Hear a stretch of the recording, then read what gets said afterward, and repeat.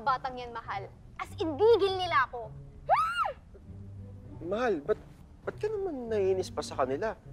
Nakita mo naman kanina, nag-sorry na, tsaka nagtabi-tabi po na sila sa atin.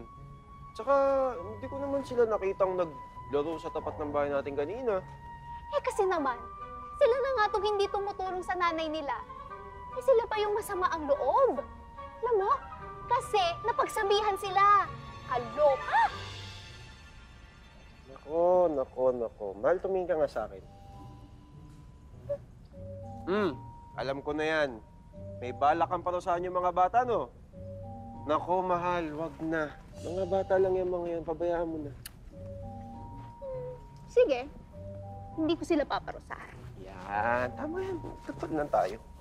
Pero, gagantimpalaan ko si Belle. Anong gantimpala? Paano?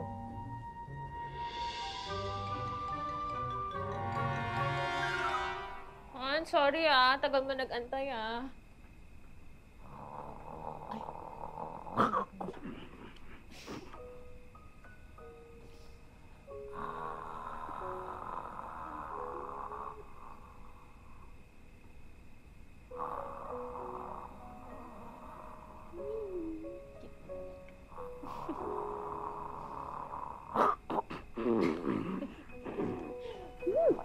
Ay, sige.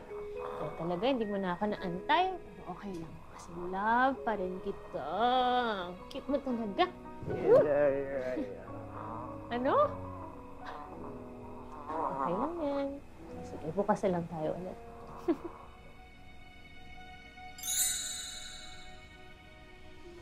Akong bahala sa'yo, Belle.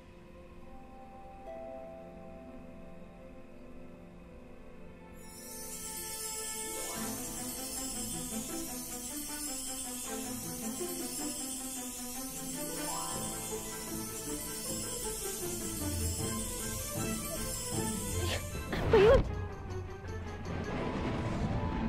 Saan galing yun?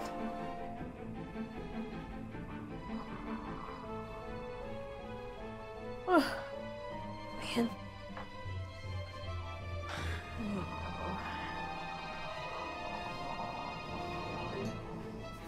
Good night, Han.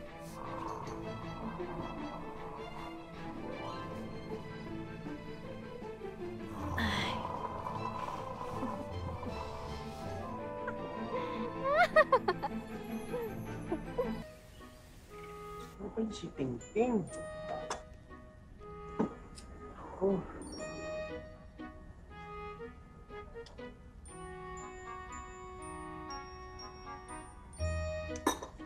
Tagal naman yun.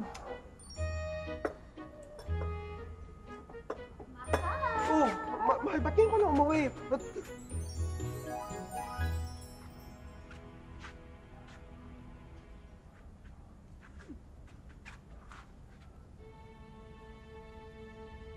Mahal, yung hat mo nasan?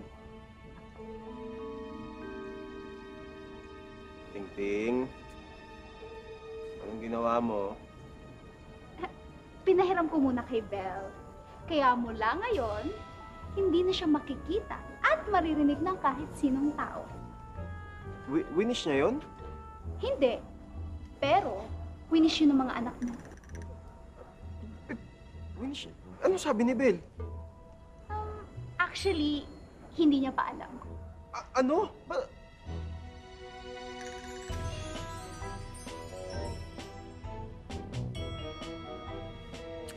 Nako.